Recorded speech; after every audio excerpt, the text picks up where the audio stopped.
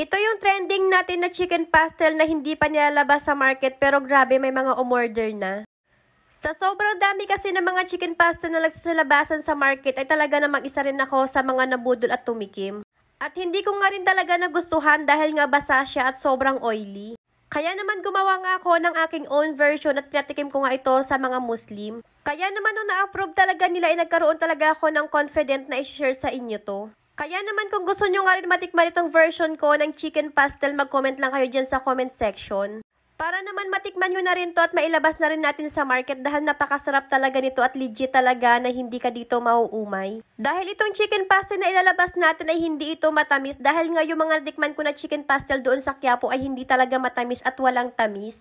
Kaya naman kung gusto nyo makatikim ng legit na chicken pastel, nako ito perfect na perfect talaga at mapapakanin ka talaga dito kahit konti lang yung ilagay mo.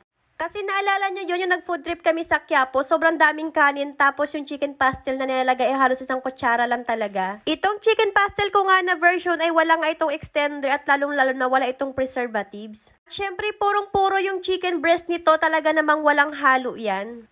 Itong chicken breast ko nga pala na nilagay dito ay mahigit 2 kilo yan at nagsutay lang ako ng garlic at onion.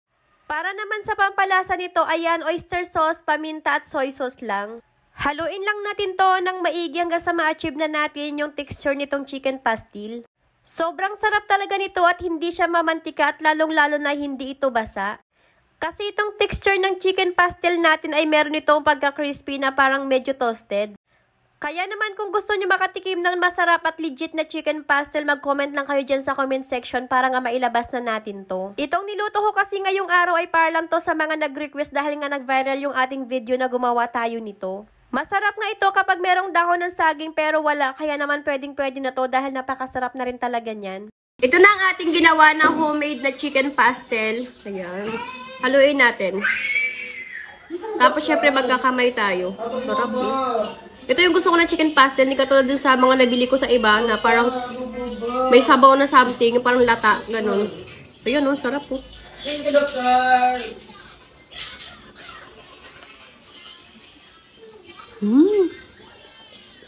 Sarap.